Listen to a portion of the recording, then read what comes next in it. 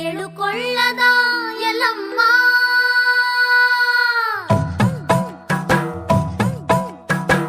ಎಳುಕೊಳ್ಳದ ಎಲ್ಲಮ್ಮ ನಿನ್ನ ಕಥೆಯ ಹೇಳುತ್ತೀವಿ ಕೇಳಮ್ಮ. ಮಕ್ಕಳು ನಾವು ಮಕ್ಕಳು ನಾವು ಮಕ್ಕಳು ನಾವು ನಿನ್ನ ಒಕ್ಕಲು ನಾವು ಎಳುಕೊಳ್ಳದ ಎಲ್ಲಮ್ಮ. ಕಾಶ್ಮೀರದ ರಸ ರೇಣುಕಾ ರಾಜನಿಗೆ ಮಕ್ಕಳಿಲ್ಲದಿರಲು ಮಹರ್ಷಿಗಳ ಮಾತಿನಂತೆ ಯಜ್ಞವಾಯಿತು.